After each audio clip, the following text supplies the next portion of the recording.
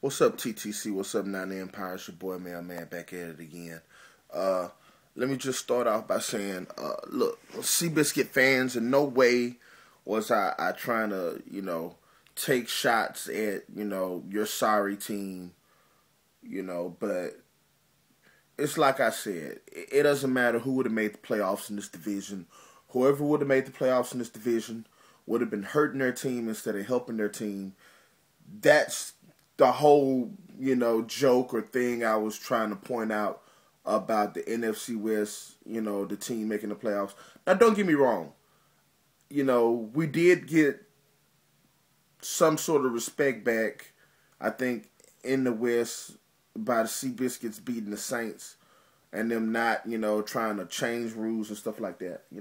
That's all good. But the whole point is, Seabiscuits, you hurt your team. You're going to be drafting 25th now. And, all the other teams in this division are in a better situation than you are because you're going to have a first-place schedule. You're drafting 25th. Your team really needs a lot of help, despite what you might think. Your team needs more help than what you realize.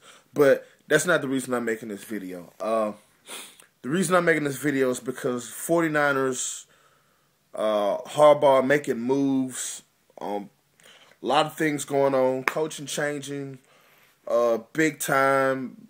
49ers, we get our assistants now. Harbaugh brings in his guys from Stanford, Greg Roman, to help with the offense. Of course, Harbaugh's going to be calling the plays. Greg Roman to be assistant coach, his assistant head coach, offensive coordinator. Vic Fangio to be the defensive coordinator. And Tim Drevno, offensive line coach, help out. We get rid of some guys, some guys leave. Vance Joseph, who I fucking hated as the 49ers secondary coach, is now going to be gone. I think he's going to the Houston Texans or whatnot like that. Mike Johnson's going to UCLA. I made a video about a week ago talking about Greg Mannutski going back to San Diego. He is going back to San Diego to be the defensive coordinator.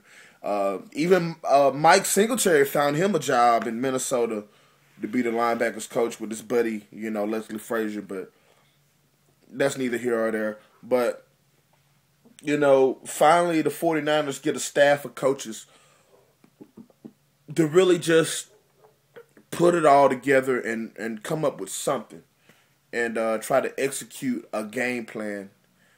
And I was looking at something today on the Bleacher Report. Michael, I can't even think of his last name, but I was reading this article, and he was saying some things about 49ers not having Alex Smith, to kick around anymore. And it was kind of interesting. If you get the chance, go look at the Bleacher Report and go look at this article. But, it was a good article. He was saying, how really the 49ers just blamed Alex Smith for every single thing that he did, which is rightfully so. Alex Smith was a large part of the reason why we were not successful, but, was he really to blame for everything? And that's what he was really looking at. And he was saying, even on the slide, the players were, kind of trying to fault Singletary.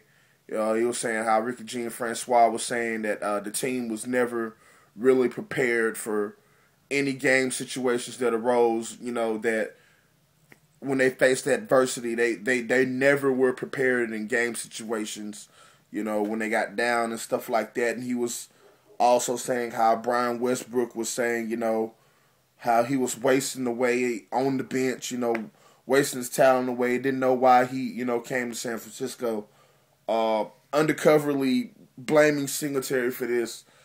Even Vernon Davis, in this article, was saying that how Singletary, how everybody was just afraid to play football because they were so scared of the wrath that Singletary was going to take on them as far as maybe pulling them out the game or benching them, or they weren't really totally, truly able to have fun as a football team. And, that's crazy. But go check it out. Bleacher Report.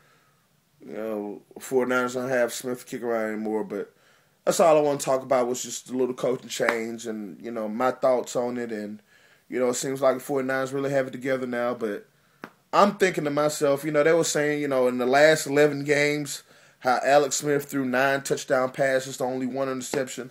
And I know, in those last 11 games, Alex Smith didn't play. But let's really just sit back and think about this. And in no way, shape, or form am I saying that Alex Smith is a good quarterback, because he is not a good quarterback. But how much better would the 49ers have been if we just had a really good, solid coaching staff? We know that Alex Smith is not that good at all, but I think we would have at least been able to win this division had we had some coaching. Because, Alex Smith had nobody to teach him how to play the quarterback position. And I think that really hurt him in his career.